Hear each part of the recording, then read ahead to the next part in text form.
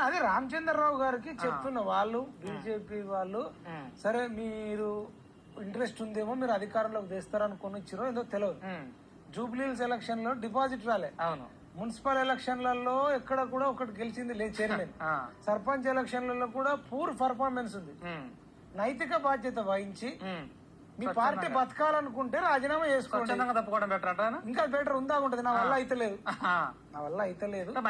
Target చేశారంటున్నారు. నేను ఎందుకు target చేస్తున్నా అన్నంటే నాకు రెస్పెక్టే కానీ ఇప్పుడు మా నాన్న ఉన్నా, మా నాన్న ఒకవేళ అక్కడ దానికి సెట్ కాకపోతే వద్దానంట. ఓకే, తండ్రి స్థానంలో ఆయన ఉండగాడు, పెద్ద వ్యక్తి మీరు మంచిగా చెప్తున్నారు. తండ్రి అయినా చెప్తే ఎవరన్నా, నేను చెప్తా ప్రజల తీర్పు ఇచ్చారు కదా. సరే ఈ పార్టీ ఓడిపోయినా సరే, ఈ పార్టీకి ఒక సీట్ రాకపోయినా సరే అనుకుంటే ఉండండి, అంతేనా? మాదేం పోయింది. పార్టీకి ఈ పార్టీ బతికి బట్ట కట్టాలి అంటే పబ్లిక్ పోల్ పెట్టండి.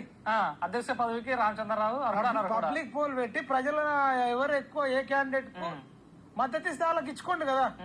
పబ్లిక్ ఇష్టం, పబ్లిక్ ఓటేయని వ్యక్తికి, పబ్లిక్ లో ఎక్కువ క్రేజ్ లేని వ్యక్తికి మీరు ఇస్తే నేనేం చేయాలి? పార్టీ నష్టమే అంటారు. రామచంద్రరావు గారికి అధ్యక్ష పదవి ఇచ్చి మా పార్టీ అధికారంలో రావాలని మాత్రం మీ కార్యకర్తలను ఉరికేయకండి. అనవసరం కార్యకర్తలు దెబ్బలు తినడం, అలసిపోతారంట వాళ్ళు, పాపం వాళ్ళు దెబ్బలు తినడం. పాపం మొన్న ఒక ఆయన చనిపోయిన ఒక కౌన్సిలర్ గా పోటీ చేసిన ఆయన కడతల సైడు దేవపురం ఏదో ఉంది పేరు.